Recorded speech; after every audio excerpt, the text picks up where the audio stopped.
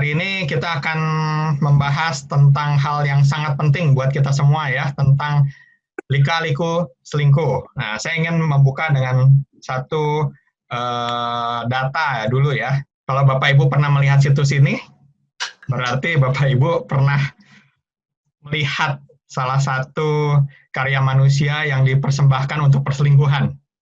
Ya, Ashley Madison adalah sebuah situs yang sangat-sangat besar, yang isinya adalah semua tentang menjalin hubungan, berelasi dengan orang yang berselingkuh, gitu ya. Motonya adalah life is short, have an affair. Jadi terang-terangan dari awal situs ini tentang selingkuh. Yang menarik adalah pada tahun 2015 terjadi kebocoran keamanan. Data situs ini diretas orang, dan ternyata berapa jumlah anggotanya? Ada ketahui ternyata ada 32 juta akun, Bapak Ibu. Ya, 32 juta orang yang terdaftar dalam situs ini. Dan ini semua 86% adalah pria. Ya, tidak melihat siapakah dia, apakah agamanya, seberapa dalam imannya, ternyata sama, Bapak Ibu. Ini menunjukkan kepada kita bahwa masalah perselingkuhan sudah menjadi masalah yang sangat besar. Ya, sangat banyak orang yang tertarik, tergoda, jatuh dalam masalah ini, Bapak Ibu. Nah, karena itu, hari ini kita sudah kedatangan guest speaker kita, Pak Andi Bramantrio dari iDetective Indonesia, untuk membahas sebagai awal ya, membahas bagaimana sih biasanya apa yang dilakukan sehingga kita bisa mengetahui bahwa pasangan kita selingkuh. Kurang lebih sudah 10 tahun yang lalu ya Pak ya. Sudah 10 tahun yang lalu kita berdiri, ya awalnya sih dari mulut ke mulut, besar seperti inilah. Saya sudah melihat ya Pak ya, Bapak sudah diwawancara oleh banyak stasiun TV ya Pak ya. Sudah, ya, alhamdulillah. Sudah go nasional ya Pak.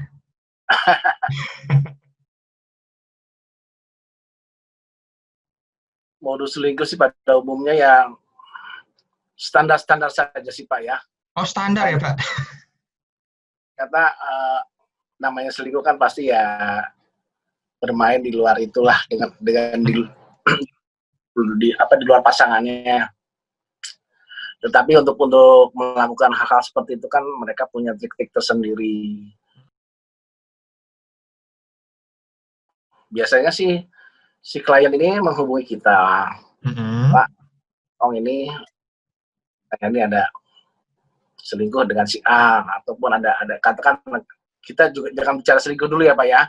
Oke. Ini terlalu paham dulu nih. Dalam biasanya pulang ke rumah biasanya pulang tepat waktu, tidak tepat waktu. Tolong gitu. Mana sih ini gitu loh. Di luar kebiasaan lah, katakan seperti itu. Nah, kita akan ikuti coba dari kantornya atau dari rumahnya gitu. Ternyata ya memang suatu di balik itu semua. Oke, jadi biasanya ada kebiasaan-kebiasaan yang berubah ya Pak? Ya, pada umumnya seperti itu. Mempunyai kebiasaan-kebiasaan di luar kebiasaan lah. Sesuatu sehari-hari yang dia lakukan itu. Biasanya nggak pakai parfum, mungkin ya pulang tepat waktu, sekarang ya mungkin agak molor waktunya. Ya mereka kadang-kadang menyewa ya kos-kosan atau apartemen ya Pak ya. Nah, kalau mereka yang biasa-biasa saja ya kadang di hotel. Tapi kalau mereka memang sudah mau menjurus lebih lama ya mereka beri tempatlah kepada pasangannya itu di apartemen atau di rumah kos-kosan. Pada umumnya seperti itu Pak.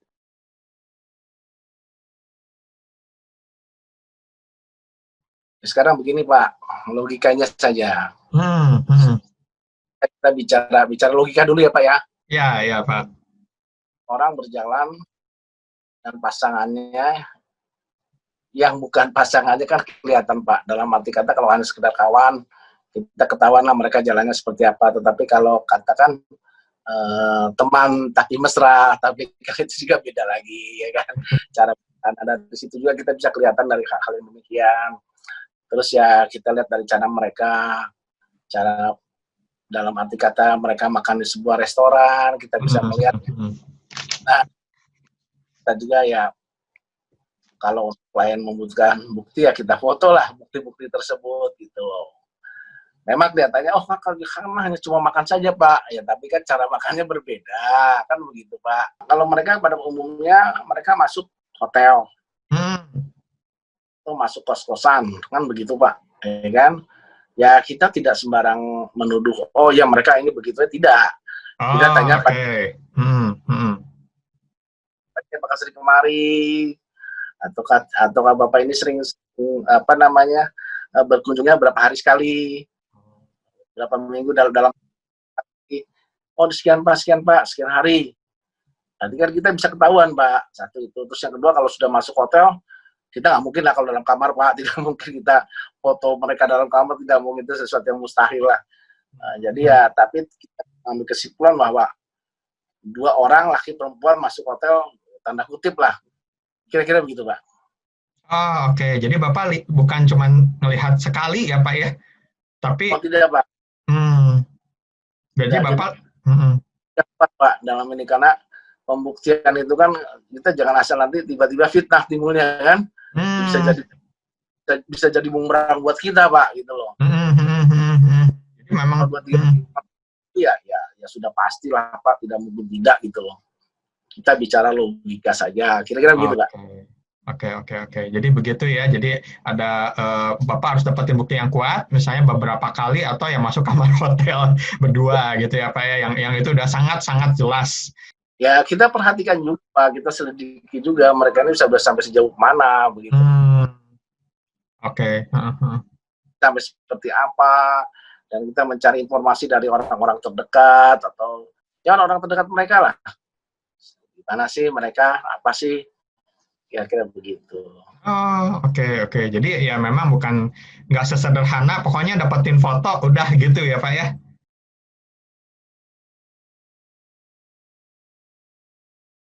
Bermacam-macam Pak. Macam kalau itu. Jadi kita tidak bisa membuat suatu patokan atau acuan ya Pak ya. Ya. Dalam ada klien yang langsung, udah saya pengen cerai saja. Ada langsung ya Pak. Kok bisa begini, ada saya ingin tindak lanjuti dulu. Saya akan dulu baik-baik dengan suami, maunya gimana, ada juga seperti itu. Tetapi saya selama ini dalam hal penyelidikan, saya berharap mereka itu tidak bercerai. Nah, sama Pak, dengan kami pembelajar hidup begitu juga Pak. Karena faktornya adalah anak ya Pak ya. Kedua kedepannya mereka juga harus berpikir lebih jauh dan lebih panjang lah. Itu kan namanya godaan. Setiap manusia itu kan pasti ada godaan lah. Kita tidak menghadapi ujian dan godaan ini, kira-kira begitu Pak. Ada yang memang gimana kira-kira ya Pak, kalau memang betul ternyata terbukti, ya itu semua di tangan Ibu. Maunya gimana, apa gitu. Saya kembalikan lagi kepada klien Pak, itu aja. Hanya kalau mereka secara perceraian ya saya cegah lah.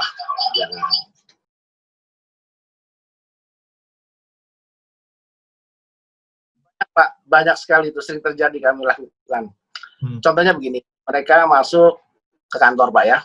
Kita ikutin kan di kantor, dia taruh mobil, dia masuk ke kantor. Dengan jalan dari mana, mobil tuh mereka tinggal, tapi dia keluar Pak dari jalur yang lain. Dengan gitu kan, sampai berjam-jam, sampai jam pulang kantor lagi. Tapi orang ini kemana? Ternyata ya kita terus, tapi tetap kita cari kok ini orang nggak mungkin kalau nggak keluarin dari pintu mana. Ternyata dia taruh mobilnya di kantor, dia keluar naik Gojek gitu, atau Grab, dia pindah lagi ke wheelnya ya melalui kendaraan umum Pak. Kemudian dia kembali lagi ke kantor. Itulah yang kira-kira seperti bulat, boleh dikatakan seperti itu Pak. Ada pula yang masuk mall, kan sekarang banyak mall yang ada apartemen ya Pak. pikir dia belanja kan, tidak tahunya ternyata dia sampai pulang malam jam 12 malam, kan nggak mungkin di mall sampai jam 12 malam itu. Kira-kira begitu Pak, yang seperti Blood itu begitu banyak sekali sih Pak pada dasarnya. Tapi dia memang kelihatannya udah profesionalnya seperti itu gitu. Sudah sampai seperti itu, dan seringkali setelah saya pelajari hal-hal yang demikian itu ya mereka memang profesinya udah profesi selingkuh. Bukan dengan astaga. Jadi bukan cuma pernah sekali ya Pak ya, jadi udah berkali-kali ya.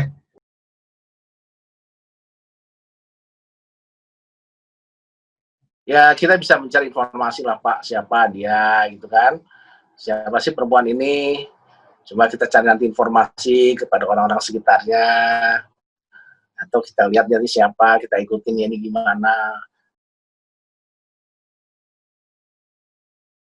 Pertanyaan buat Pak Andi Pak, apakah saat bukti perselingkuhan sudah didapat, apakah Pak Andi ada usulan untuk mengungkapkannya pada target? Kita kan hanya berhubungan dengan kliennya Pak. Oh, oke. Itu masalah target urusan dengan klien. Ya kan? Oh gitu. Jadi tugas Bapak memang sampai di sana ya, sampai dapat bukti ya Pak? Kita tidak terlalu jauh sampai ke sana Pak. Hanya cukup bukti bahwa dia melakukan perselingkuhan, itu aja sih Pak. Pak nggak pernah diminta, Pak ayo ikut ini bukti, bawa bukti gitu supaya si itu orang yang selingkuhnya itu benar-benar nggak bisa lari lagi ditangkap basah gitu loh Pak. Sekarang kita udah cukup dengan foto-foto Pak. Oh, foto-foto itu ya?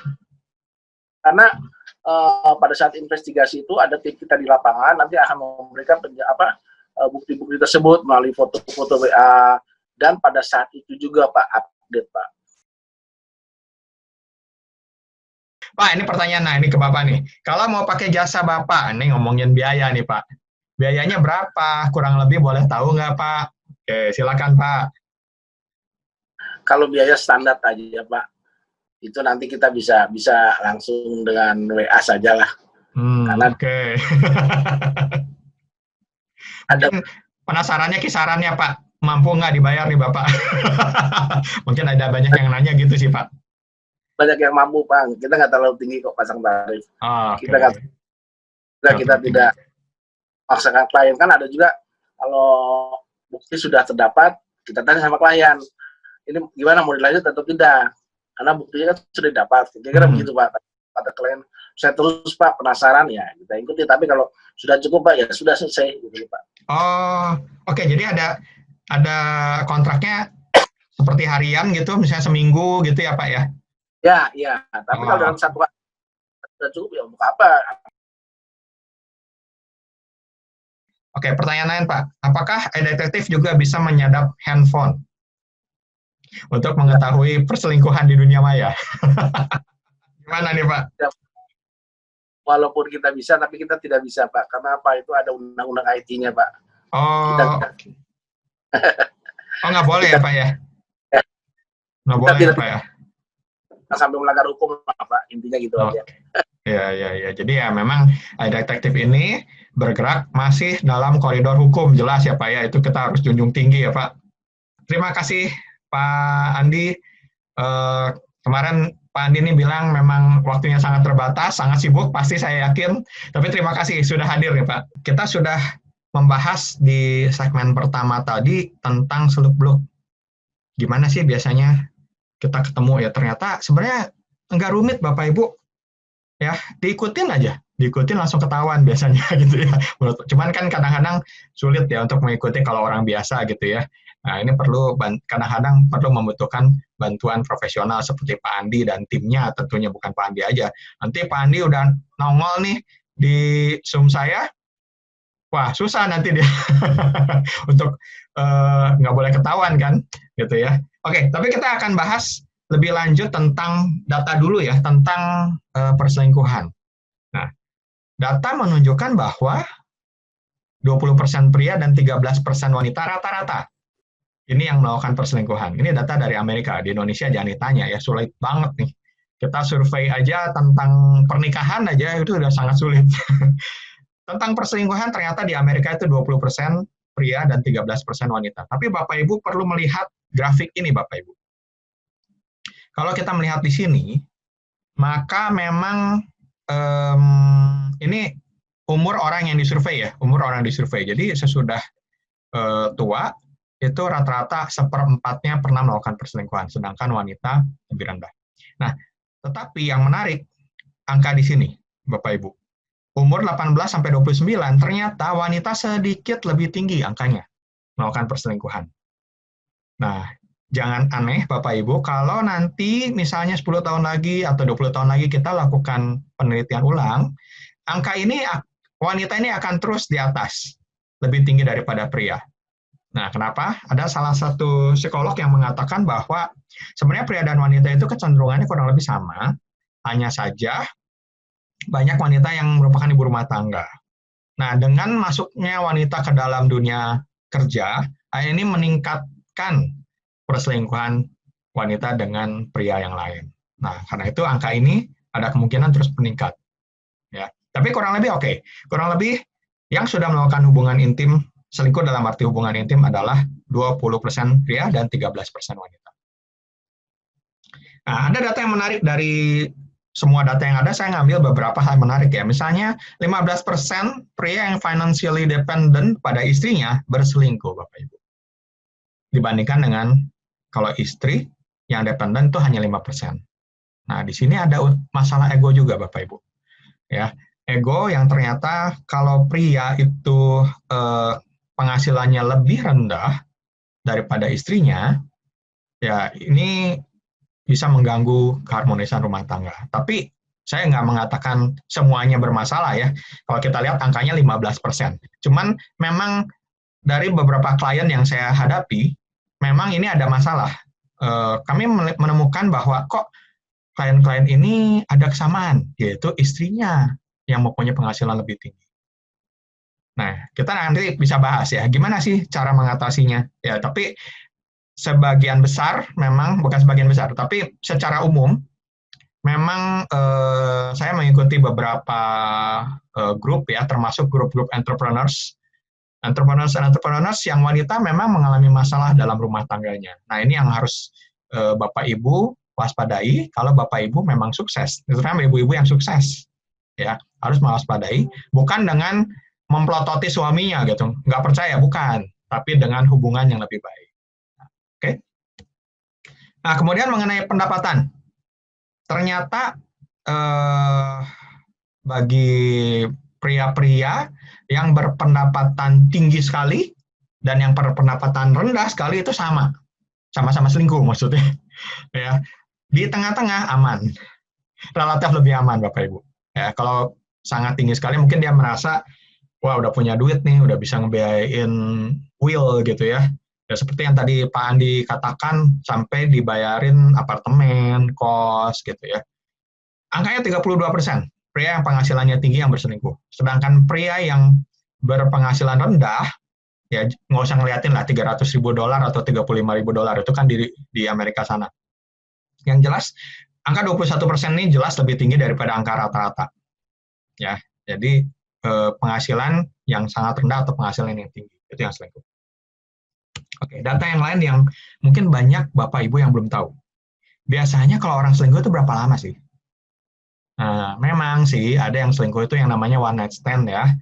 Tapi kalau secara umum rata-rata perselingkuhan itu ternyata umurnya pendek Bapak Ibu. Hanya antara 6 bulan sampai 2 tahun saja. Hanya antara 6 bulan sampai 2 tahun saja. Dan kalau misalnya ada yang lebih dari 2 tahun gimana? Ya biasanya dia akan menikahi selingkuhannya. Nah, inilah facts ya, kenyataan dari berbagai saya mendapatkan data ini dari psikolog-psikolog dan konselor pernikahan yang ada di Amerika. Jadi kurang lebih 6-2 tahun. Oke, data berikutnya ini mengingatkan, ada 70% pria atau wanita yang pernah melakukan selingkuh. Sekali aja misalnya dalam suatu masa dalam hidup mereka. Angkanya besar sekali. Nah, tapi jangan salah Bapak Ibu. Angka yang disurvei ini bukan selingkuh dalam arti hubungan intim.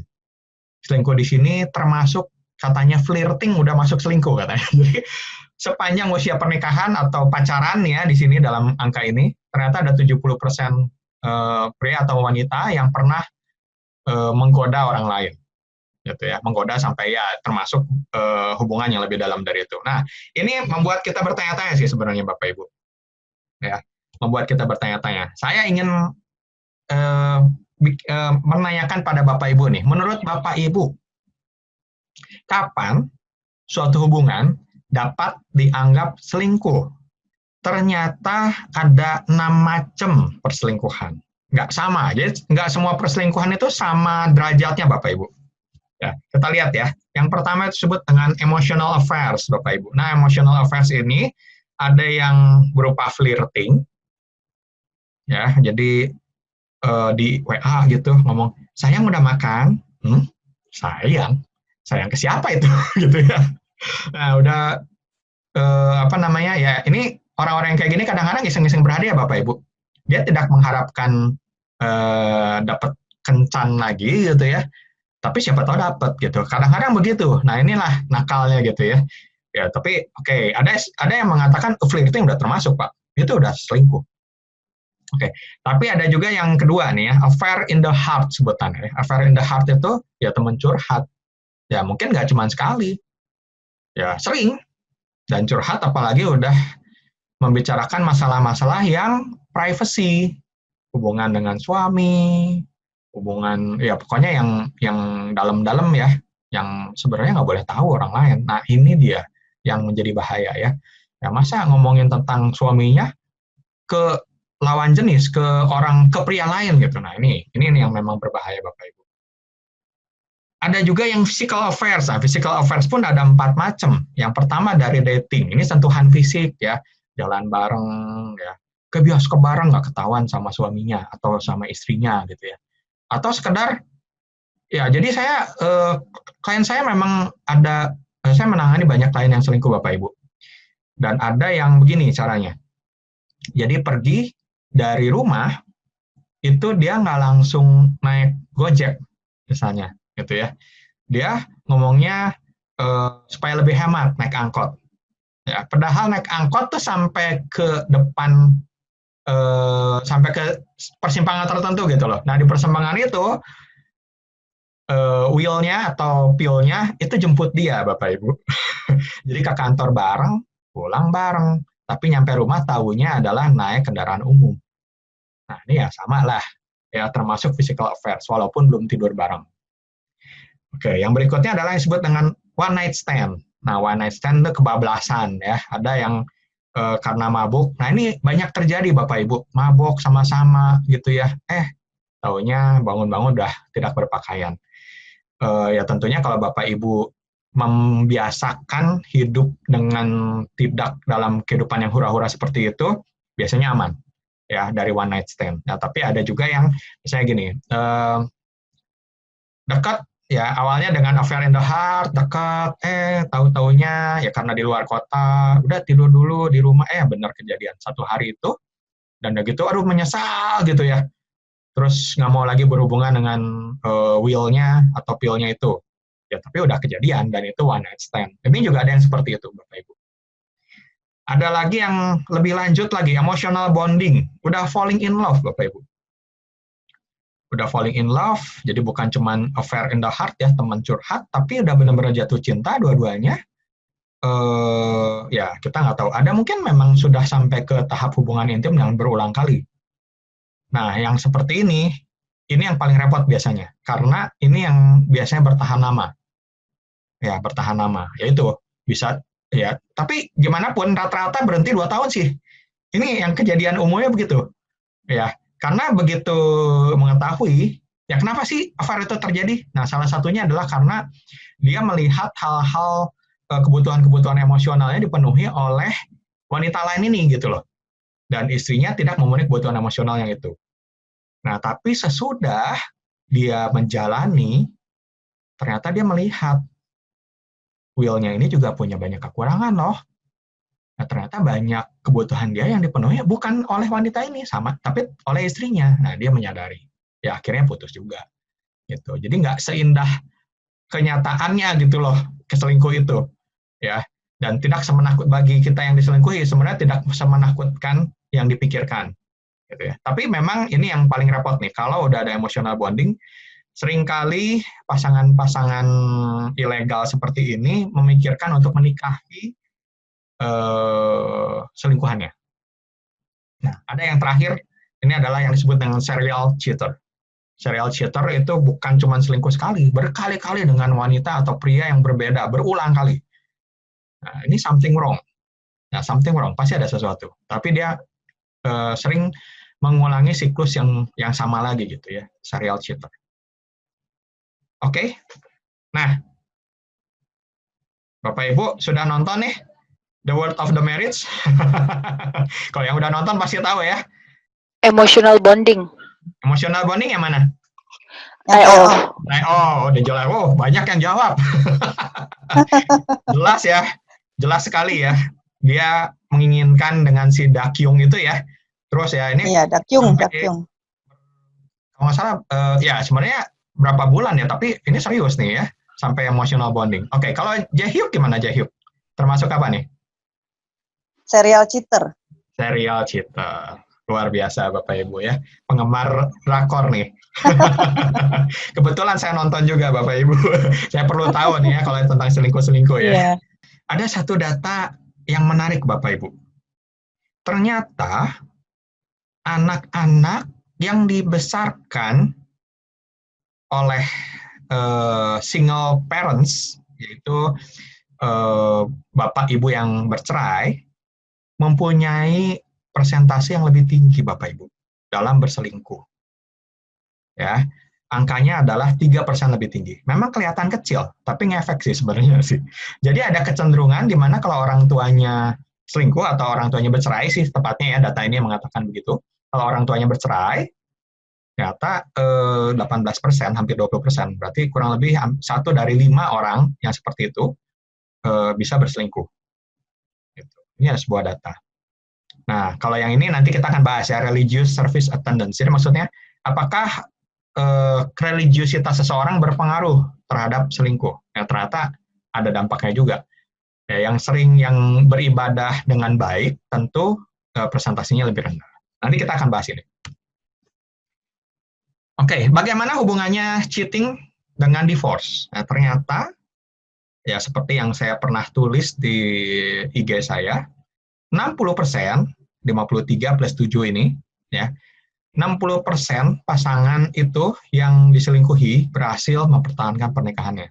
Entah berbagai macam alasannya ya, misalnya anak lah, misalnya yang lain sih yang saya tahu adalah misalnya karena dia bergantung pada pasangannya untuk kehidupan sehari-hari. Nah, ini memang angkanya lumayan ya, 60% ternyata masih bisa mempertahankan. Jadi kalau Bapak Ibu mengalami ini, jangan khawatir, jangan langsung putus asa dulu, masih ada kesempatan sebenarnya. Ya. Oke, yang 7% ini kenapa hijau? Ini tuh yang bukan bercerai, tapi meninggal. Jadi waktu di interview oleh pesurvei, dia berhasil mempertahankan keluarganya, tapi saat ini sudah meninggal. Ya, ya misalnya ya pokoknya meninggal dengan berbagai hal. Ya, oke. Sedangkan yang tidak melakukan cheating itu yang berhasil mempertahankannya berarti 80 sekian lebih ya. Oke. Nah, ini kita masuk ke dalam ciri-ciri. Sebenarnya Bapak Ibu udah banyak yang tahu ya. Ciri orang yang selingkuh, berbohong, itu sangat kentara. Ini kayak orang ini ya, narkoba ya.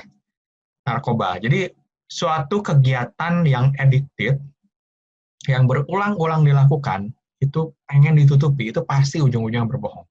Nah, Bapak Ibu perlu tahu bahwa tingkah laku selingkuh itu, walaupun yang tadi ya, emotional bonding pun, itu addicted Bapak Ibu. Gejalanya mirip dengan orang addicted. Ya, jadi bukan cuma sekedar memutuskan untuk berhenti selingkuh atau enggak. Nah, masalahnya ada addiction-nya ini yang sudah terjadi. Nah, oke. Bohongnya tentang apa aja biasanya? Yaitu tempat dan waktu, ya. Di mana nih? Oh, saya masih di kantor, padahal udah di kafe, gitu ya. Terus bohong tentang masalah waktu, ya. Kemarin kemana? Kemarin enggak kok, kemarin cuma pergi sama si ini, sama si itu, gitu. Padahal enggak, gitu ya. Padahal dia berada di mana, di suatu tempat, dan waktunya, ya bohongnya tempat dan waktu lah, gitu ya. Terus penggunaan uang.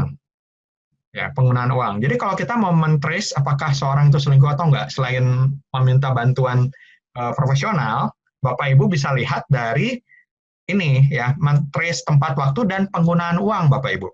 Selingkuh itu butuh duit toh. Ya, tentu Bapak Ibu tahu dating zaman sekarang itu nggak murah Bapak Ibu.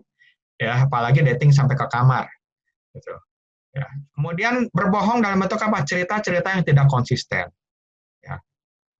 Minggu kemarin saya pergi dengan si Rudi misalnya ya, suaminya cerita dengan si Rudi gitu. Terus nanti udah gitu waktu minggu depan ngobrol lagi, waktu itu saya pergian dengan si Anwar. Nah, nggak konsisten tuh. Betul ya. Atau waktunya juga nggak konsisten. Ya. Nah, ini nih yang seperti ini nih ya. Kemudian unknown expenses. Dia nggak bohong ya karena nggak pernah ngomong.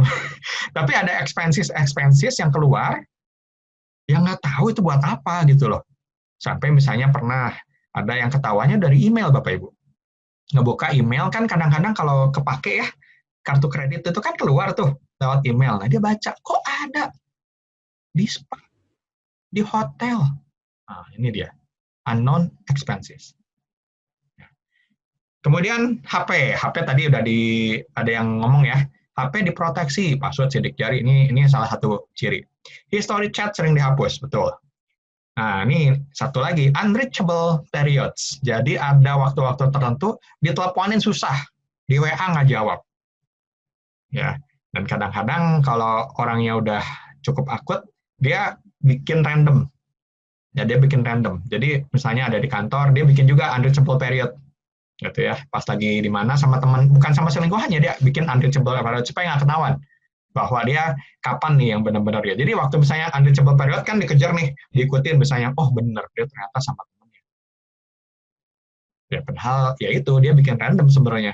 Memang sebenarnya di waktu-waktu unreachable yang lain dia sama selingkuhannya. Oke, ciri yang lain perubahan sikap. Tadi sudah dibahas ya. Perubahan sikapnya apa aja? Ini yang kami temukan. Jadi Bapak Ibu jangan berpikir bahwa perubahan sikap itu pasti jadi lebih mesra gitu. Enggak. Bisa dua, bisa pokoknya ada perubahan sikap. Dia bisa berlawanan gitu loh. Yang satu bisa jadi lebih mesra ya, karena dia merasa bersalah sama pasangannya. Tapi ada satu lagi yang sering blaming, menyalahkan. Ini gara-gara kamu, gara-gara kamu. Ya, karena dia udah enak lah istilahnya begitu ya. Dia selingkuh sebenarnya. Tapi ada perubahan sikap. Perubahan sikap yang lain adalah tentang hubungan intim. Menjadi lebih sering, lebih hot, lebih baik, ya karena tadi merasa bersalah. Tapi bisa juga jadi makin jarang. Kok tiba-tiba jadi makin jarang gitu loh. Nah, intinya perubahan sikap yang harus kita lihat ya. Perubahan sikap ini yang harus kita waspadai gitu. Nah, lebih memperhatikan tubuh. Tadi ya kata Pak Andi, jadi pakai parfum ya, nyong-nyong gitu ya. Ada yang jadi dandan, olahraga. Nah, tapi Bapak Ibu jangan juga langsung, oh istri saya sekarang kok jadi suka olahraga, badannya bagus. Oh ini pasti selingkuh. Bisa jadi bukan, ya nggak bisa menunjukkan itu. Ya, jadi sama seperti yang tadi kata Pak Andi ya, nggak bisa satu kenyataan tuh belum tentu loh, itu pasti ya. Sampai kita harus benar-benar dapetin buktinya itu sangat pasti gitu loh, baru kita bisa bilang gitu. Ya. Dan emotional intimacy memudar. Nah ini juga banyak yang terjadi, Bapak Ibu. Ya ini kelihatan karena dia punya emotional intimacy dengan orang lain. Nah ini membuat emotional intimacy dengan pasangannya menjadi kurang. Yang lain, teman-teman menjadi kurang nyaman. Ah, ini yang nonton The World of the Marriage sangat tahu nih ya. Teman-temannya mungkin udah tahu. Jadi waktu ngobrol sama kita kayak agak menghindar gitu. Dia nggak enak. Dia nggak mau ikut campur dengan urusan kita. Ini salah satu ciri-ciri juga. Kemudian menghindari pertanyaan-pertanyaan yang menyerempet selingkuh. Ya, kamu kemarin kemana? Pergi sama sini.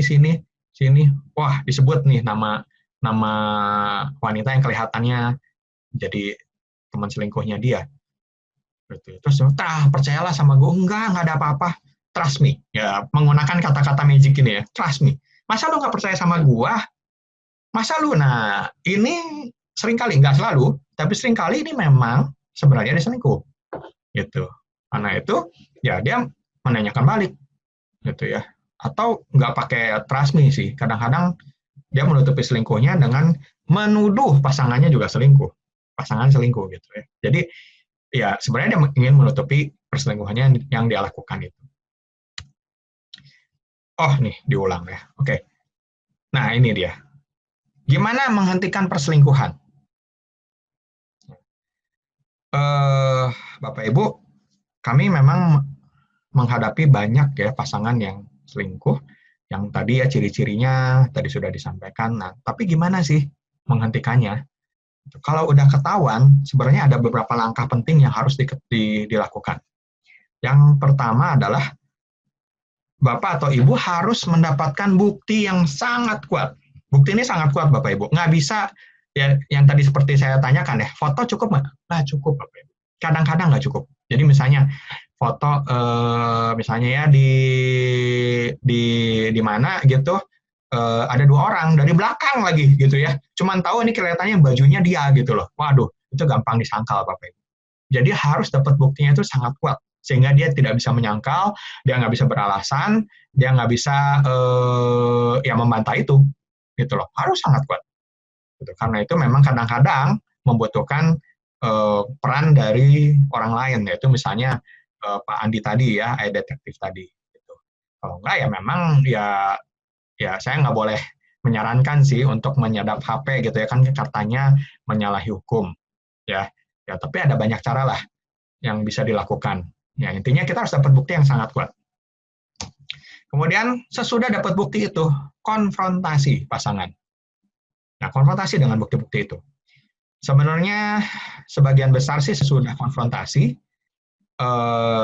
dia akan mengakui dan menyadari dan mau berhenti. Sebenarnya, ya. Jadi, yang gimana kasus-kasus yang ngeyel itu, ya lebih sedikit lah.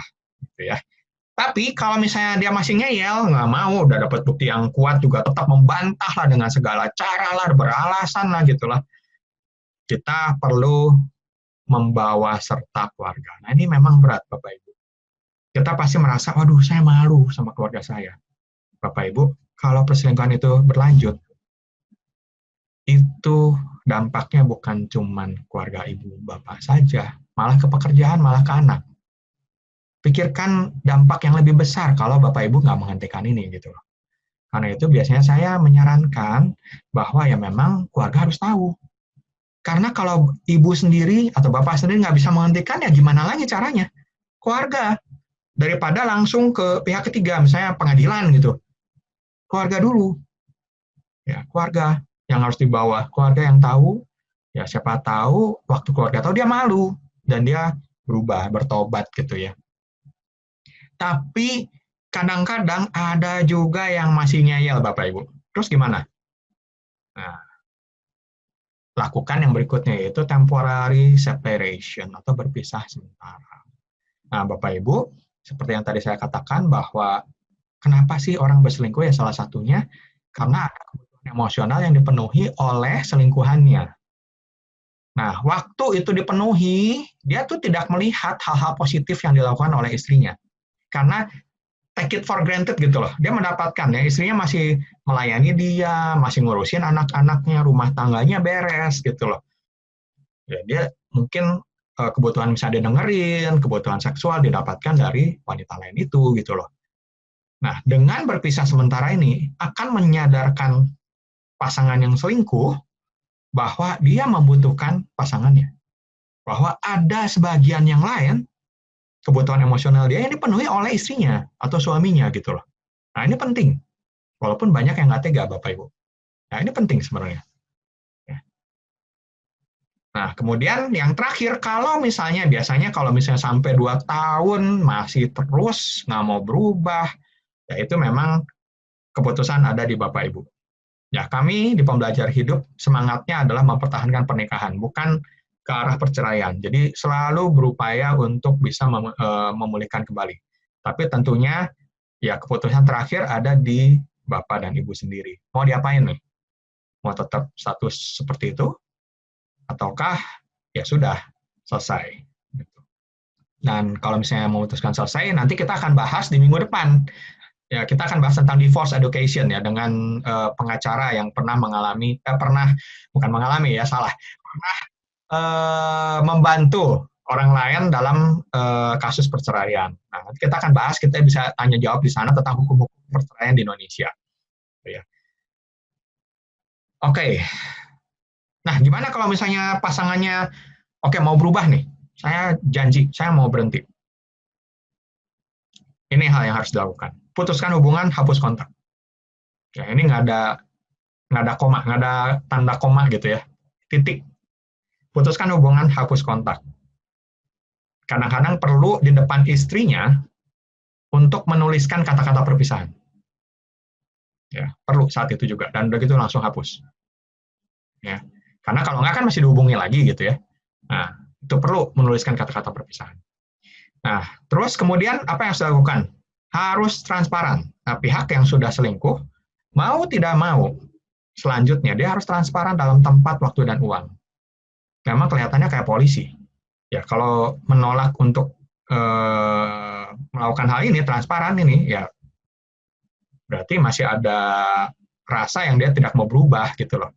Dan ini penting sekali karena gini, saya lebih melihatnya gini. Ini ada di berikutnya kalau salah ya. Nah, pasangan yang selingkuh itu mengalami gejala adiktif, Bapak Ibu. Dia tidak bisa mengontrol dirinya untuk tidak selingkuh, seringkali begitu. Karena itu istrinya atau suaminya harus membantu dia. Caranya gimana? Yaitu transparan. Kalau mau dibantu, mau berhenti selingkuhnya harus transparan. Kalau enggak, ya berarti belum serius gitu. Ya. Kemudian ganti HP jika diperlukan, ya ganti pekerjaan, kalau perlu ganti rumah, kalau memungkinkan. Ya, karena seringkali ada trauma-trauma yang terkait Bapak Ibu. Ya, karena itu kalau memungkinkan, sekali lagi ya, kalau memungkinkan dan jika diperlukan ya gantilah ini. Ya. Kemudian pahami bahwa yang diselingkuhi dan yang selingkuh itu sama-sama trauma. Begini, Bapak Ibu, orang yang mengalami perselingkuhan itu biasanya memang mengalami trauma. Mengalami trauma itu yang disebut dengan PTSD ya. Post traumatic stress disorder. Ya, jadi stres, contohnya biasanya ciri-cirinya susah tidur, sering flashback ya, tiba-tiba dia misalnya melewati suatu tempat, dia ingat, wah ini suaminya nih pernah kenal wanita itu di sini. Nah, ini adalah gejala-gejala trauma dan biasanya gejala ini ditemui pada orang-orang yang habis dari medan perang misalnya, mendengar suara letupan, suara drum gitu ya, dia langsung kaget gitu, karena dia pernah ikut berperang, mendengarkan suara bom. Nah, itu ternyata terjadi pada orang-orang yang mengalami perselingkuhan. Ya, ada yang membuat definisi baru, bukan PTSD, PISD, Post Infidelity Stress Disorder. Jadi khusus nih, beda nih gejalanya nih. Tapi memang dia mengalami gejala-gejala psikis, ya, akibat dari perselingkuhan pasangannya. Tetapi Bapak Ibu banyak yang nggak tahu bahwa orang yang selingkuh waktu ketahuan dia juga shock. Dia juga mengalami trauma, walaupun tidak sebesar si yang tadi diselingkuhi ya. Jadi, trauma ini yang mengakibatkan usaha untuk memperbaiki ini jadi sulit. Ya, usaha memperbaiki jadi sulit. Dan seringkali menuntut si orang yang diselingkuhi itu menuntut, kamu harus begini. Padahal dia juga, si orang yang baru ketahuan gitu ya, itu juga trauma gitu loh. Lagi berusaha mengatasi ketakutannya, takut ketahuan lagi gitu kan, pokoknya berbagai hal yang terjadi juga gitu. Ini dua-duanya butuh bantuan Bapak Ibu. Karena itu saya sangat menyarankan jangan atasi sendiri. Sangat sulit Bapak Ibu untuk atasi sendiri. Jangan atasi sendiri. Cari segera bantuan profesional. Ya, cari segera bantuan profesional. Ya, saya tentunya tidak mengatakan saya paling jago di dalam hal ini. Bapak Ibu silakan carilah konselor atau coach, atau ya biasanya sih kalau udah selingkuh nggak cukup untuk coach ya, psikolog gitu. Tapi carilah orang-orang yang memang kompeten Bapak Ibu. Karena begini, Bapak Ibu perlu tahu bahwa dalam profesi coach, konselor, psikolog itu bidangnya macam-macam. Nah, pastikan yang Bapak Ibu temui itu memang mengerti tentang masalah tentang pernikahan gitu ya. Karena kan banyak misalnya psikolog anak gitu. Itu yang paling laku sekarang gitu ya. Tapi ya belum tentu mereka semua menguasai tentang hal ini. Oke, saya tadi melihat ada yang acung tangan, pink note ya. take note, kita akan masuk tanya jawab nanti ya. Boleh sabar dulu ya. Itu saya akan selesaikan dulu supaya kita tanya jawabnya bisa lebih banyak ya, lebih nggak bahannya bisa habis gitu ya. Thank you ya. Oke, penyebab selingkuh. Penyebab perselingkuhan adalah tidak terpenuhinya salah satu dari 10 kebutuhan emosional. Nanti kita akan lihat ya. Kemudian tidak menetapkan batas dengan lawan jenis. Ini juga sering Bapak Ibu. Jangan menetapkan batas. Ini misalnya curhat sebatas apa gitu ya. Misalnya sentuhan fisik. Nah, ini juga. Jadi memang harus ada batas-batas tertentu. Ya, karena kadang-kadang kita bersentuhan dengan seseorang itu mengakibatkan efek kejut listrik gitu ya. Sama kayak kita dulu kasmaran ya. Waduh, dia tuh kok begitu cantik, begitu ganteng ya. Aduh, jatuh cinta pada dia gitu. Itu memang ada Bapak Ibu. Manusia itu diberikan kemampuan untuk jatuh cinta lebih kepada satu orang dalam satu waktu. Itu riset base. Jadi bukan cuman pria yang punya kemampuan itu Bapak Ibu. Wanita juga. Nah, ini yang menyebabkan kita harus punya batas dengan lawan jenis. Mau nggak mau. Kalau kita udah menikah. Ada lagi yang selingkuh karena balas dendam. Atau yang tadi ya, serial cheater. Nah, kalau balas dendam, obatnya udah jelas sebenarnya. Forgiveness. Ya, mengampuni Bapak Ibu. Ya, selama Bapak Ibu tidak mengampuni, maka ya balas dendam, selingkuh juga banyak sekali Bapak Ibu. Yang selingkuh karena suaminya selingkuh, dia juga selingkuh. Nah, masalahnya kalau dua-duanya selingkuh ya rumah tangga benar-benar hancur gitu loh. Ya, sedangkan kalau forgiveness bukan cuma keluarga mungkin bisa diselamatkan, tapi kalaupun bercerai, Bapak Ibu itu karena mengampuni itu nggak bawa beban berat lagi di pundak gitu loh. Ya, karena balas dendam forgiveness itu untuk diri kita sebenarnya. Ya, kita nggak membenci itu membuka jalan yang lebih mulus kalau kita membutuhkan orang lain untuk menjadi pasangan kita berikutnya. Jadi ini untuk kita juga sebenarnya. Nah, oke. 10 kebutuhan emosional. Nah, ini adalah 10 kebutuhan emosional dari psikolog yang menemukannya ya. Willard Harley menemukan ada 10 kebutuhan emosional pasangan. Ada 5 kebutuhan emosional suami, 5 kebutuhan emosional istri. Tetapi Bapak Ibu, kadang-kadang ada pria-pria yang membutuhkan kebutuhan emosional yang ada di bagian sini. Ya, dan sebaliknya ada istri-istri yang membutuhkan kebutuhan emosional bagian sini. Jadi 10 ini Bapak Ibu perlu tahu semua. Ya, cuma sebagian besar ya pria yang sebelah sini. Kalau wanita yang sebelah sini. Gitu. Oke, ada 10 ya. Ada kepuasan seksual, kalau pria yang biasanya nomor 1 kepuasan seksual, terus rekreasi bersama. Maksudnya apa? Maksudnya kalau mengerjakan hobi itu pengen ditemenin oleh istrinya. Gitu ya, mancing, pengen ada istrinya. Istrinya ngapain? Nggak usah mancing, nemenin aja.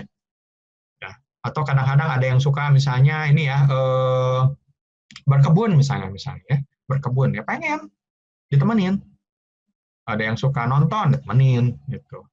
Jalan-jalan ditemenin. Nah, itu rekreasi bersama. Nah, kemudian ketiga daya tarik fisik, jelas ya. Jadi jangan berpikir wah kalau suami itu pikirnya tubuh gitu ya harus hot, harus apa. Oh, itu berarti cuman mau badannya aja. Nah, Bapak Ibu, ya sebenarnya namanya mencintai kan seluruhnya. Tubuh dan jiwanya juga, karakternya juga, semuanya. Masa nggak mencintai tubuhnya? Kan aneh. Jadi, lihatlah bahwa itu adalah suatu memang kebutuhan fisik, kebutuhan dari suami Anda gitu loh. Ya, manusia itu, pria itu memang adalah makhluk visual yang sangat tertarik dengan matanya. Gitu. Kemudian, kebutuhan dukungan rumah tangga. Ya, jadi ngomongin tentang hal-hal di rumah tangga ya. Rumah bersih nggak? Ada yang ngurus nggak? Makanan tersedia nggak? Atau dia harus mikir, setiap kali pulang harus mikir makan apa, Gojek sendiri. Waduh, itu kayak single aja gitu ya, kayak belum punya keluarga gitu. Nah, ini juga sering jadi masalah. Terus ada lagi dikagumi. Ya, suami itu punya ego. Ya, ini bukan berarti, suami memang lebih tinggi derajatnya. Bukan, Bapak Ibu. Itu kebutuhan emosional yang natural dari seorang pria. Ya, karena itu, karena dikagumi ini adalah suatu kebutuhan, ya nggak aneh kalau Ya, banyak wanita yang lebih berhasil hidupnya, itu memang bisa mengganggu unsur ini nih, ya unsur ini. Ya, karena merasa nggak dihargai lah, saya kalah, gitu ya. Egonya itu terganggu. Oke, kalau istri butuhnya apa? Nomor satu itu kasih sayang dan perhatian. Nah, banyak bapak-bapak nggak sadar nih ya. Pokoknya kasih duit lah, pokoknya cukup lah. Anak cukup kan, semua kan, gitu kan. Bisa sekolah di sekolah yang mahal, yang paling bagus, gitu. Ya, tapi jarang di rumah, diajak ngobrol aja kagak. Ya. Nah, ini hal-hal yang harus diperhatikan. Kemudian percakapan akrab. Ya, istri butuh percakapan ya. Ada yang bilang katanya istri butuh 20.000 kata, sedangkan pria hanya butuh berkata-kata 7.000 saja gitu ya. Ya ini bisa benar bisa enggak sih sebenarnya ya. Tapi yang jelas istri itu membutuhkan percakapan yang akrab. Gitu. Istri membutuhkan kejujuran dan keterbukaan. Yang tadi ya transparansi, ya kejujuran. Ini istri adalah bagi suami nggak ada nih. Ini belum tentu butuh, tapi bagi istri ini penting sekali.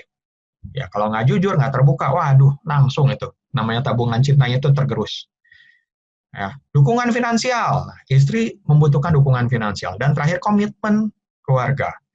Kalau pria membutuhkan dukungan rumah tangga, ya rumah beres semuanya gitu. Tapi istri juga butuh komitmen keluarga. Jadi harus ada dong waktu couples time, family time gitu ya. Mana pergi kapan? Masa orang tuanya, jadi maksudnya mertuanya tuh diajak pergi kemana-mana, tapi anaknya kagak. Nah, ini kan jadi masalah baru gitu loh. Ya, jadi memang membutuhkan. Ini komitmen keluarga adalah suatu kebutuhan dari sang istri. Nah, oke. Selain dari yang dari 4 hal penyebab selingkuh ini, kita bisa mengatasi selingkuh dengan, ya ini saya pakai istilahnya kondom selingkuh ya. Ada 2 hal. Yang pertama adalah kalau kita memiliki sikap religius yang sejati. Jadi bukan religius yang sekedar ibadah ya, sungguh-sungguh gitu ya, mempunyai mengabdi pada Tuhan gitu ya, Tuhan yang Maha Esa ya. Silakan masing-masing agama punya masing-masing kepercayaan sendiri. Tapi penting Bapak Ibu, karena sikap religius yang benar, jadi bukan cuma sekedar tingkah laku fisik aja, tapi hatinya sungguh-sungguh serius, itu membantu kita untuk tidak selingkuh. Ya, membantu kita untuk tidak selingkuh. Bahkan saya pernah melakukan riset kecil di Indonesia. Saya bekerja sama dengan seorang ahli statistik. Dari sekian banyak faktor yang mempertahankan pernikahan, ternyata malah satu faktor yang sangat dominan untuk di Indonesia ya, sangat dominan untuk mempertahankan pernikahan yang bahagia. Bukan cuma sekedar pernikahan, tapi pernikahan yang bahagia. Ternyata adalah sikap religius. Sikap religius. Ya, ini menarik sekali. Nah, kemudian yang kedua adalah transparan, Bapak Ibu. Nah, tadi kita udah bahas panjang lebar ya, termasuk kebutuhan emosional wanita adalah untuk jujur, pasangannya jujur dan transparan. Salah satu, dan menurut saya sih ini adalah nggak bisa ditawar-tawar sih sebenarnya sih. Kalau kita mau mencegah nih perselingkuhan, transparan Bapak Ibu. Kalau pasangan kita transparan, sebenarnya mau gimana caranya selingkuh gitu loh. Ya, berubah sikap aja ketahuan. Ya, berubah sikap sedikit aja ketahuan. Gitu. Nah, ini adalah kondom selingkuh yang kuat sebenarnya Bapak Ibu. Nah, sebagai kata terakhir, sebelum kita tanya jawab, saya ingin mengutip kata-kata Bapak Scott Stanley ya, seorang profesor yang dia melakukan riset tentang komitmen. Nah, dia mengatakan begini, hari ini lebih daripada sebagian besar umat manusia yang pernah hidup dalam sejarah, kita itu punya lebih banyak kebebasan untuk membangun relasi yang mendalam dengan pasangan kita. Ya, zaman dulu tuh susah, hidupnya susah. Hari ini kita punya banyak waktu sebenarnya. Kita punya lebih banyak waktu untuk menikmati hidup. Standar hidup kita juga sudah lebih baik, Bapak Ibu. Tapi dengan ingin memiliki lebih banyak, kita sudah mengorbankan waktu untuk membina hubungan dengan pasangan. Ya, kita menukar relasi dengan barang. Nah, padahal hubungan yang baik itu sangat diperlukan untuk mencegah selingkuh dan untuk mengatasi selingkuh. Ya. Oke, Bapak Ibu, saya sudahi dulu ya supaya Bapak Ibu nggak terlalu bosan. kita sekarang akan masuk ke tanya jawab ya, Bapak Ibu ya. Oke, saya scroll lagi nih karena tadi udah banyak nih ya. Pertanyaan yang tadi ya, saya akan bahas nih. Coach, ini apa penyebab pasangan selingkuh? Padahal pasangan tidak ada kekurangan yang dianggap sebagai pemicu. Apakah karena bosan atau karena laki-laki memang memiliki jiwa petualang? Gini, Bu Marta Susan ya, bukan ya. Sebenarnya memang ada orang-orang tertentu yang merupakan serial cheater. Ini adalah fakta juga, gitu. Tapi persentasenya sebenarnya kecil, Bapak Ibu. Persentasenya kecil. Biasanya selingkuh itu bukan karena itu. Biasanya selingkuh itu karena ada salah satu atau banyak kebutuhan emosional yang tidak dipenuhi. Nah, biasanya kebutuhan emosional yang besar sih, yang penting bagi dia.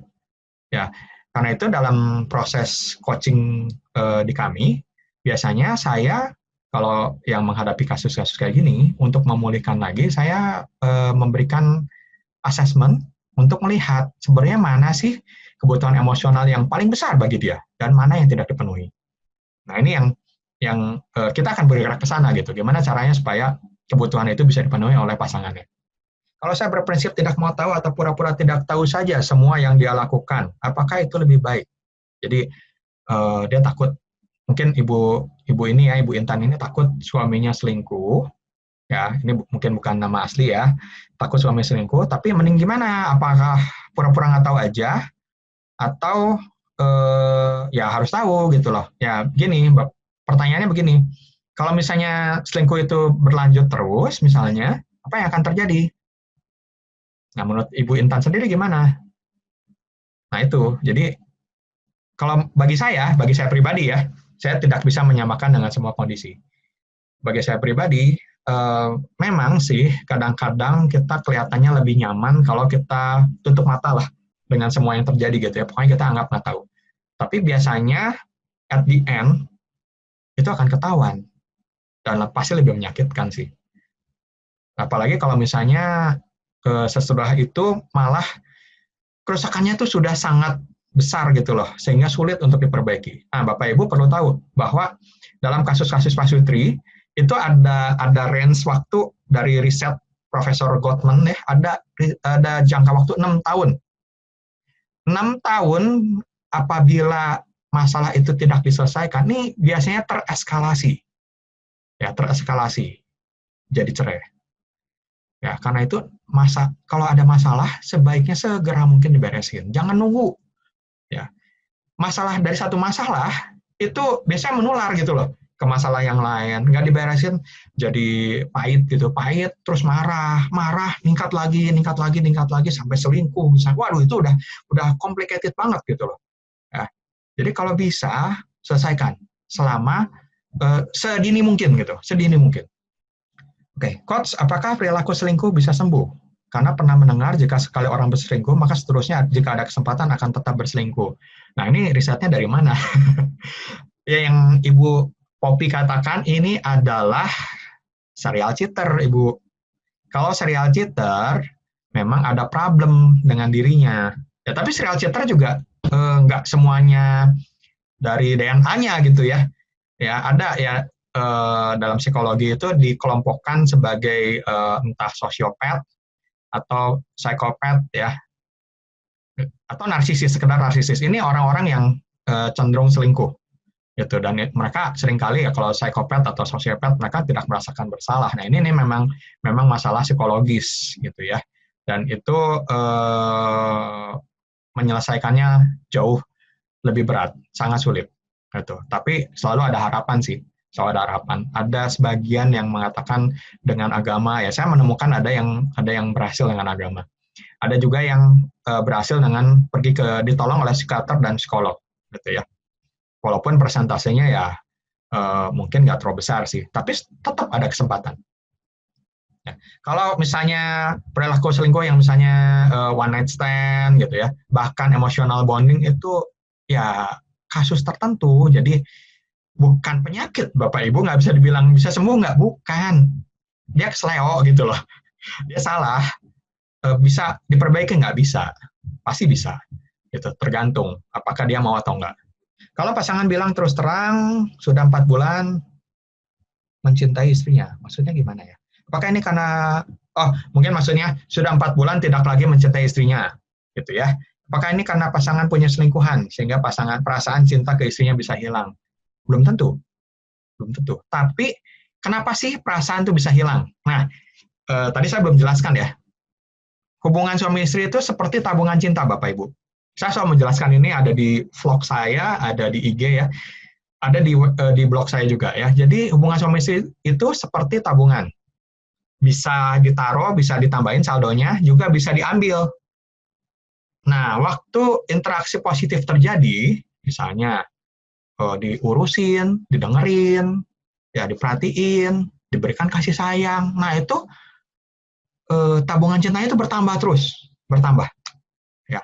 Tetapi waktu terjadi konflik, berantem, apalagi kalau KDRT ya, waduh itu terjadi pengurangan saldo yang sangat signifikan, dicuekin, gitu ya. Itu terjadi pengurangan saldo yang signifikan. Nah, masalahnya kalau tabungan di bank kita nggak bisa minus, Bapak Ibu, ya kan? Misalnya punya duit tabungan 10 juta, udah diambil 10 juta ya nggak bisa lagi ngambil, itu namanya minjem. Tapi kalau tabungan cinta bisa, Bapak Ibu. Ya, interaksi negatifnya itu sangat banyak sehingga udah 0 minus. Nah, waktu saldo tabungan cinta kita 0, kita itu perasaan kita tuh plain. Kita nggak punya rasa cinta lagi. Ya, karena saldo tabungan cintanya udah 0. Nah, inilah yang harus ditambah, harus diperbaiki. Ya, jadi kenapa bisa hilang? Ya, sudah banyak yang terjadi, pas interaksinya banyak yang negatif. Sehingga tabungan cintanya 0. Gitu loh. Pingnot mengatakan, tapi kok zaman sekarang pinter banget tutupin selingkuh. Nggak perlu bohong, tapi mereka lakuin pada saat jam kerja. Yang kita pikir mereka lagi kerja, dan biasanya duit buat ginian, mereka udah ada tabungan sendiri yang pasangannya nggak tahu. Dan buat spa nggak usah, nggak perlu khawatir duit banyak. 500.000 pun bisa. Iya, memang. Benar, Bapak Ibu. Karena itu, jasa detektif diperlukan, gitu ya. Kalau nggak perlu, gitu. Kita memang bisa berusaha menangkap gitu. Tapi kan percuma kalau dianya memang nggak mau berubah, memang benar. Ya, percuma kalau dia yang nggak berubah. Karena syarat untuk bisa melakukan perbaikan tentunya dua-duanya harus mau berubah. Itu memang kalau salah satu mau gimana? Satunya lagi nggak mau, bisa berusaha. Ya kayak tadi ya, temporary separation. Ya semoga pasangannya ini menyadari dan kemudian mau ikut berubah gitu. Ya, tapi memang nggak ada jaminan sih. Semuanya juga nggak ada jaminan, Bapak Ibu. Saya juga nggak pernah bisa mengatakan saya menjamin Bapak Ibu bisa kembali pulih gitu. Nggak bisa, Bapak Ibu. Ya, memang saya harus akui perlu anugerah Tuhan, Bapak Ibu. Perlu anugerah Tuhan. Nah, sekalipun ya tetap kita pasti bisa berusaha. Pertanyaan berikutnya masih dari Pingnot. Bagaimana memenuhi kebutuhan emosional pasangannya? Beda-beda. Kalau tadi ya misalnya kebutuhan seksual, ya dipenuhilah. Gitu. Jangan dipandang waktu minta jatah gitu kan, suka dibilang minta jatah gitu. Itu berarti dia cuma mau tubuh saya aja. Enggak, Bapak Ibu. Nah, ada perbedaan antara pria dan wanita. Kalau wanita itu pria dulu ya. Kalau pria itu dia merasa dicintai saat mendapatkan hubungan intim. Ya aneh ya. Mungkin aneh bagi ibu-ibu ya. Kok pria bisa gitu ya? Kalau misalnya dikasih gitu ya, dikasih jatah, itu dia merasa dicintai. Karena kalau wanita, bapak-bapak, sebaliknya. Dia ingin mendapatkan kenyamanan dulu, dia merasa dicintai dulu, baru dia mau kasih itu jatah. Ya, nah ini yang sering konflik, Bapak Ibu. Ya, wanita-wanita pengennya, udah kasih sayang kita dulu dong, gitu. Oh, bapak-bapak, kasih dulu, baru saya sayang kamu. Gitu. Ya ini juga ya. Jadi penuhi aja kebutuhan-kebutuhannya. Ya, misalnya kebutuhan rumah tangga berarti mungkin dia merasa istrinya kurang memperhatiin masalah rumahnya kotor misalnya, atau ya nggak merhatiin anak-anak misalnya, atau sebaliknya bapaknya nggak merhatiin anak-anak, gitu ya, nggak pernah ngajak main anak, gitu, kesel gitu misalnya. Terus hal yang lain, tidak pernah memberikan penghargaan, kekaguman, kesel dia, selingkuh dia. Nah itu, ya, penuhi aja. Ya, sebenarnya cukup jelas ini. Ya, memang langkah-langkah praktisnya memang private ya, karena tiap orang mungkin lain, ya, tiap orang mungkin lain. Nah, itu yang perlu dibahas dalam coaching atau sesi-sesi coaching dengan pasangan-pasangan itu ya. Coach, apakah poligami termasuk selingkuh? Wah, itu berpulang pada masing-masing ya, berpulang pada masing-masing Bapak Ibu. Kalau Bapak Ibu agamanya menganut membolehkan poligami ya berarti menurut hukum Bapak Ibu ya nggak apa-apa, itu dipersilakan pada masing-masing. Gitu. Ya, kalau misalnya Bapak Ibu memegang prinsip bahwa poligami itu buruk, ya berarti ya itu juga yang Bapak Ibu pegang gitu loh. Itu termasuk selingkuh. Ya, saya nggak bisa mengatakan ya karena ini tergantung dari kepercayaan masing-masing. Sore Coach Denny, saya mau menanyakan rumah tangga saya pernah terguncang karena perselingkuhan. Kami punya anak. Namun karena support dari keluarga dan perjuangan kami berdua, akhirnya percayaan tidak kami tempuh. Kami dari awal menikah memang LDR karena tuntutan pekerjaan. Setelah kami berbaikan, suami ingin nambah momongan, juga dalam ibadah dia jauh lebih baik. Lalu dia juga menuruti semua keinginan saya. Dia pun mengungkapkan kalau dia juga ingin dimengerti dalam kesibukannya. Yang ingin saya tanyakan bagaimana tanda laki-laki itu benar-benar sudah sembuh dari perselingkuhan. Karena kadang-kadang rasa parno dalam diri saya meningkat. Sosial media punya suami saya semua sudah terkoneksi dengan saya. Apakah ini termasuk salah satu bukti? Lalu Coach, apakah perlu saya menyelidiki background pelakor atau tidak usah tahu saja tentang pelakor? Wah, gini, tahu dari mana pasangan kita sudah benar-benar berubah ya tadi. Transparan, nggak ada jalan lain Bapak Ibu. Kalau rasa trust kita itu sudah ternodai, yang nggak bisa dengan cara lain, harus dipenuhi kembali. Si orang yang sudah selingkuh itu harus menunjukkan bahwa dia sudah berubah. Ya, salah satunya transparan tadi. Yang keduanya memang dia harus berubah, dalam arti dia harus mulai memenuhi kebutuhan-kebutuhan emosional dari pasangannya. Gitu. Karena intimasinya itu kan berkurang. Nah, ini harus dikembalikan gitu loh. Nah, karena itu saya menyarankan mintalah bantuan profesional. Gitu. Karena memang nggak mudah itu, nggak mudah, sangat tidak mudah. Ada perasaan sakit yang sudah terjadi, dan seperti yang tadi Ibu katakan ya, Ibu Diah ini katakan parno, itu memang perlu di-healing Bu. Nah, salah satunya dengan cara konseling gitu, supaya menggali apa sih yang menakutkan. Ini bisa ke bawah terus soalnya, ya. Luka ini trauma ini akan terbawa terus, ya. Dan ini perlu mungkin nggak bisa sembuh, tapi perlu direndahkan gitu loh. Perlu nggak usah terlalu takut. Ada batasan-batasan tertentu yang dimana dia harus percaya, dan batasan-batasan tertentu itu yang harus dibicarakan dengan suami. Ya, oke. Terus perlu nggak menyelidiki background pelakor? Tergantung juga. Gitu. Kalau misalnya memang sangat dikhawatirkan, ya mungkin perlu. Nah, buat apa juga? Tapi itu juga pertanyaan ya. Apakah ingin memastikan, misalnya ya, maaf ya Bu ya, misalnya ingin memastikan tidak punya anak hasil dari perselingkuhan. Oke, silakan. Tapi kalau ya selingkuhnya belum sampai di ranjang, ya mungkin nggak perlu. Ya, kecuali kalau berulang-ulang. Ya tergantung lah. Ibu merasa gimana? Ibu merasa aman nggak dengan kondisi sekarang? Kalau nggak aman, itu salah satu option yang Ibu boleh tempuh. Tapi ya tentu balik lagi, carilah pertolongan Bu. Itu lebih banyak membantu daripada sekedar mengetahui informasi tentang si pelakor gitu loh. Ya, tadi saya sudah sampaikan sih, kalau perkataan peran trust me itu kita nggak bisa percaya sih sebenarnya, apalagi kalau kita udah mulai melihat dia kelihatannya ada wanita lain. Satu-satunya cara memang harus transparan, Bapak Ibu. Nggak ada cara lain. Ya, pengennya sih ada, tapi nggak ada. Nggak bisa. Satu-satunya cara hanya transparan. Dan itu adalah ciri yang kuat. Ya, ciri yang kuat. Kalau nggak ada transparan, nggak bisa. Ya, saya dengan istri saya nggak pernah selingkuh, tapi kami juga dari awal pernikahan selalu mempertahankan prinsip transparansi. Dan karena ini adalah cara untuk saling menjaga satu dengan yang lain.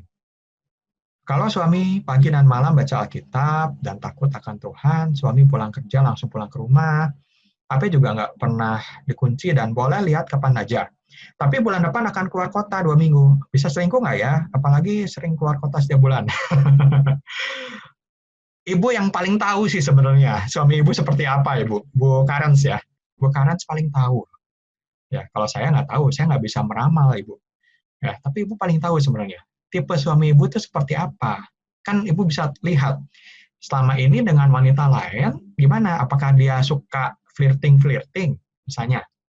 Apakah dia enggak? Apakah dia memang mempertahankan? Ya, kalau memang benar, seperti yang tadi saya katakan ya, sikap religius itu sangat menolong sebenarnya. Ini satu modal yang kuat. Ya, tapi jangan dilihat kegiatannya aja, Bu. Jangan melihat kegiatannya aja, tapi sikapnya. Benar nggak sih hatinya dia itu cinta Tuhan gitu ya? Apakah dia benar-benar serius nih? Kelihatan kok dalam mengambil keputusan, apakah dia benar-benar berusaha untuk menjalankan firman Tuhan gitu ya, sesuai dengan apa yang digariskan nilai-nilai agamanya, atau dia sering kali toleransi gitu loh. Dia mengabaikan itu, dia nggak berjalan sesuai dengan itu. Nah, itu kita bisa lihat. Ya, dari sana ketahuan. Ya, dari sana ketahuan. Terus apakah Ibu punya pengalaman nggak? Misalnya suami waktu pacaran pernah selingkuh nggak? Atau udah menikah pernah selingkuh nggak sebelumnya? Nah, kalau pernah, ya mungkin Ibu punya alasan untuk lebih khawatir. Ya, bukannya khawatir ya, tapi lebih khawatir. Tapi kalau enggak, ya pertanyaan, apa yang membuat Ibu khawatir dengan suami ini? Jangan-jangan ya Bu ya, mungkin Ibu punya masa lalu yang buruk dengan kepercayaan. Dan ini berarti Ibu butuh konseling, Bu. Suami serial cheater, selalu menyalahkan, tidak mau mengakui, timbul pertengkaran. Istri sudah tidak sanggup hidup bersama suami, tapi suami tidak mau berpisah. Bagaimana solusinya? Sebenarnya nggak mau berpisahnya itu jelas sih. Satu modal yang kuat untuk bertahan. Ya. Tapi kalau justru ini istrinya yang nggak mau ya saran saya memang perlu konsultasi sih.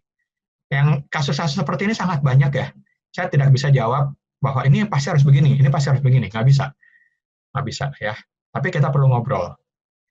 Ya, prinsipnya sih tetap mempertahankan atau tidak mempertahankan tergantung dari masing-masing orang. Tapi saya selalu bertanya, prinsip hidup yang Ibu dan Bapak pegang apa? Ya, karena banyak yang memegang prinsip agama bahwa itu tidak boleh bercerai.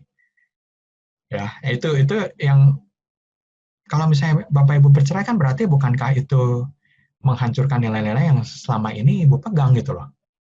Nah, ini harus pikirkan baik-baik. Juga dampak-dampaknya. Ya, banyak sih memang yang mengatakan dampak bercerai nggak lebih buruk daripada kalau nggak bercerai. Nah, ini nanti kita bahas lah minggu depan ya, tentang perceraian ya. Kita bahas kupas lagi lebih lanjut lagi ya. PTSD Istril, kalau ada tanda-tanda ini harus cari bantuan. Saya pernah merasakan dan harus ditolong. Betul, betul, Bapak atau Ibu ya, siapapun ini, betul, butuh bantuan, nggak bisa sendiri. Kalau yang berselingkuh tidak mau cerai, sudah merupakan modal yang besar. Ya, tentu saja. Itu modal yang besar. Karena berarti ada sesuatu yang dibutuhkan, kan? Ya, kalau nggak, ngapain dia nggak mau selingkuh, gitu. Nggak mau bercerai, gitu loh. Pasti ada sesuatu yang dia butuhkan, yang dia pasti pertahankan. Nah, inilah modalnya, kita untuk bargain, gitu loh. Ya, untuk bersama-sama cari jalan keluar. Coach, kalau misal ada perubahan perilaku ciri-ciri yang tadi, misal tambah mesra, agak mencurigakan, tapi suami bilang trust me, lebih baik cari sampai ketemu atau gimana? Ya itu, gini ya.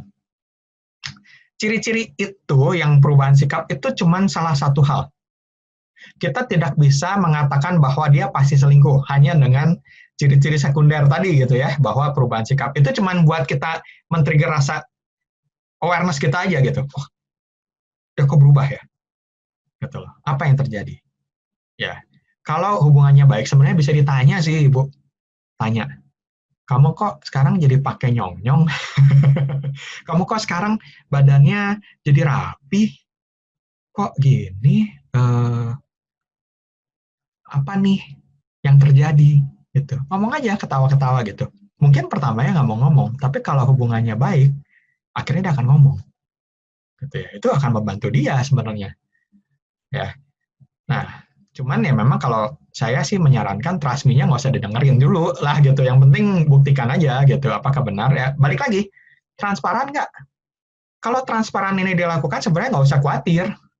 Tapi kalau misalnya memang nggak transparan, HP diprotek dan sebagainya, ya mungkin perlu untuk mulai waspada, memastikan lah gitu. Bener nggak nih? Ini orang selingkuh bukan? Gitu loh. Ya, nah itu yang mungkin Bapak Ibu bisa lakukan. Coach, kalau yang berselingkuh minta cerai, apakah sudah nggak ada harapan? Ya tergantung Ibu. Ibu mau nggak mempertahankan, gitu ya. Sekali lagi, ya saya selalu memberikan harapannya gini. Statistik sudah berkata bahwa paling lama selingkuh itu 2 tahun.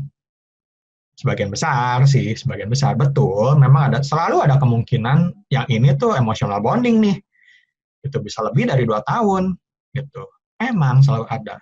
Tapi kan ada 60% yang berhasil. Ya, jadi selalu ada harapan sebenarnya. Ya, jadi ya why not? Kecuali kalau ibu juga merasa ya sulit ya, silakan. Ya saya tidak bisa memaksakan sih, tapi saya selalu rindu untuk mengatakan bahwa jangan dulu berhenti berharap gitu loh. Ya lihat dampaknya. Nah, nanti yang minggu depan kita mau bahas ya, divorce itu gimana sih sebenarnya? Apa yang terjadi? Ya ini juga kasus-kasus yang saya tangani, gitu ya. Jadi tadi ya ada harapan nggak? Harapan itu selalu ada Bapak Ibu. Bahkan kadang-kadang di tempat tidak ada harapan, harapan itu muncul. Ya percaya atau nggak percaya ya, kalau saya orang yang sangat percaya pada Tuhan ya, saya selalu percaya di tempat yang tidak ada harapan, harapan itu bisa tiba-tiba muncul. Kira-kira kenapa suami yang selingkuh emotional bonding tidak mau bercerai? Yaitu Bu, dia mempunyai kebutuhan yang masih dipenuhi oleh ibu. Itu dia jawabannya. Ya sebenarnya ini kuncinya untuk bisa mengembalikan sih, kuncinya di sana. Kira-kira kebutuhan apa ya? Wah, nggak tahu Bu. Saya nggak tahu Bu. Ibu yang paling tahu sih sebenarnya. Atau ya, coba bisa dilihat dari 10 kebutuhan yang tadi ya, Ibu ya.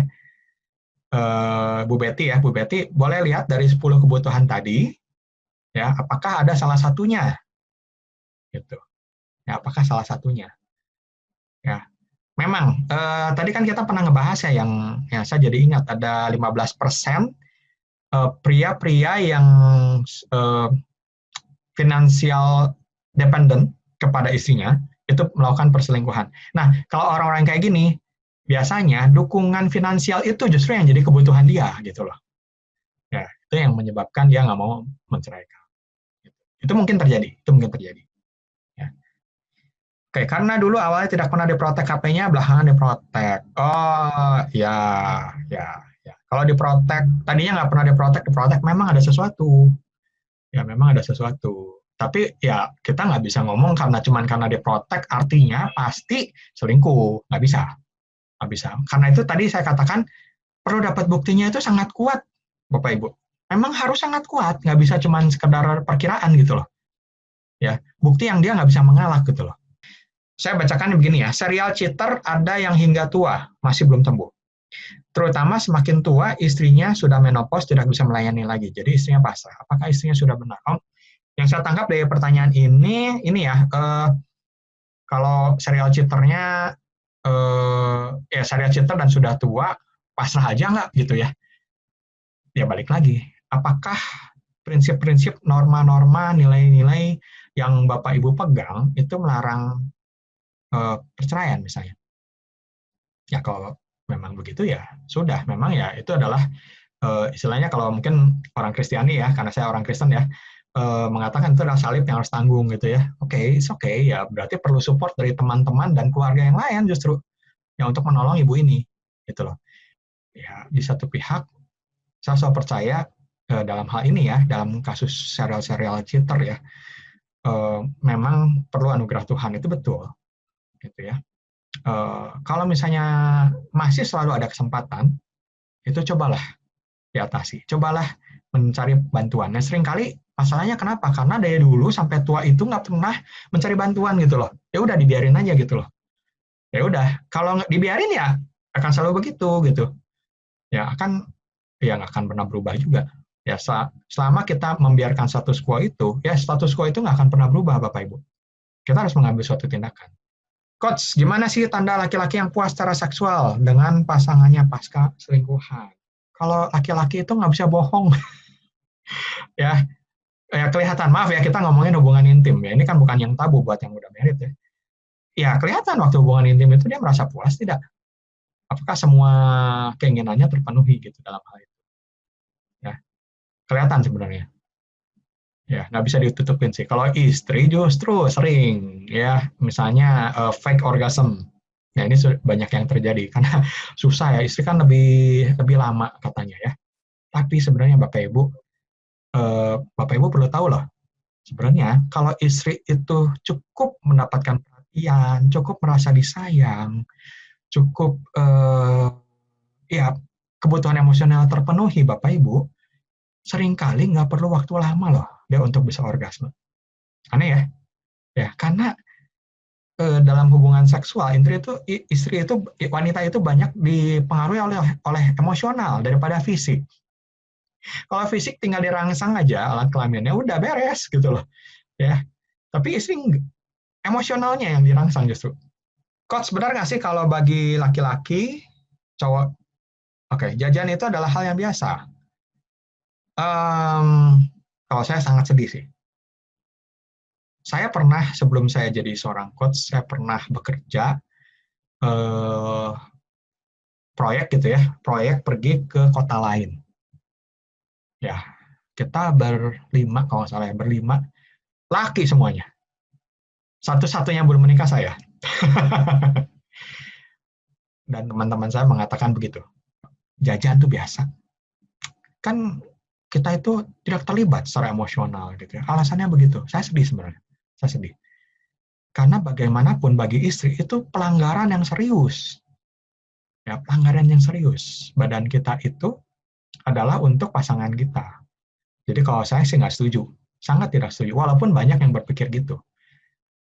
Ya, apa yang membuat bapak-bapak ini, ya mungkin ada yang wanita juga ya, apa yang membuat bapak-bapak ini mengatakan bahwa jajan itu adalah hal yang normal.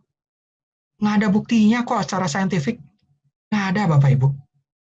Mana buktinya coba? Itu cuma pendapat aja. Ya, seakan-akan kan butuh wanita lain gitu kan, atau butuh butuh hubungan intim gitu.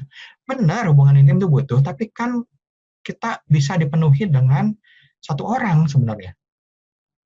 Gitu. Jadi saya nggak percaya kalau misalnya bilang itu adalah ya itu wajar bagi laki-laki, bagi saya itu sedih ya, sangat sedih. Ya dan bagi saya sih itu alasan aja sih bagi saya. Gitu ya. Apapun alasannya itu alasan aja pokoknya. Gitu ya. Bagaimana membangun harga diri suami jika istri lebih besar penghasilannya dari suami? Ini pertanyaan banyak banget orang yang tanyakan. Sampai saya pikir mungkin webinar berikutnya kita akan membahas tentang alpha woman. Istri-istri yang penghasilan lebih tinggi. Ya, tunggu aja ya pembahasannya ya. Tapi secara prinsip, simpelnya sih gini. Laki-laki butuh dikagumi. Itu tadi sudah dibahas. Ya, karena itu wanita perlu memberikan penghargaan pada pria. Ya, walaupun sekecil apapun itu. Perlu memberikan kesempatan bagi pria, bagi suaminya, untuk memutuskan. Walaupun secara harta atau secara penghasilan istrinya lebih gede. Karena gini Bapak Ibu, kita nggak menyangkal ya bahwa banyaknya harta itu menentukan suara. Benar ya? Banyaknya harta menentukan suara. Misalnya, mau pergi main, mau pergi liburan, mau kemana? Misalnya, suami pengennya ya udah jalan-jalan ke Bali. Istri pengen jalan-jalannya ke puncak aja cukup. Ngapain? Kita hematlah uang. Padahal yang penghasilannya lebih gede adalah istri. Suaminya dengan biayanya sendiri nggak mampu tuh jalan-jalan liburan ke Bali. Gimana? Nah, kadang-kadang begitu ya. Jadinya seakan-akan penghasilan itu menentukan siapa yang pemegang kekuasaan tertinggi gitu loh. Itu tidak boleh terjadi Bapak Ibu. Ya. Kalau Bapak Ibu memegang, ya jadi setahu saya bagi yang Muslim, Kristen, Katolik itu sama memegang budaya patriarkis ya. Ya tentunya kita bisa berdebat lagi lah yang feminis ya. Tapi sebenarnya patriarkis yang diajarkan nggak selalu mengatakan istri lebih rendah sih. Bukan begitu sih. Kita bisa membahas di lain kesempatan karena panjang pembahasannya. Tapi suami memang dalam agama-agama ini dipandang sebagai kepala keluarga. Artinya memang merekalah yang seharusnya mengambil keputusan. Nah, kalau diberikan penghargaan seperti ini, sang suami akan merasa sangat dihargai. Jadi prinsip sederhananya, sang suami itu harus dinaikin, gitu ya, dihargai, sang istri ya perlu sedikit menunduk lah, gitu, supaya nanti kelihatannya sejajar. Nah, mungkin nggak lebih dalam hal keuangan, tapi kan banyak dalam hal yang lain, pasti ada yang lebih. Nah, ini yang perlu disupport, perlu dihargai.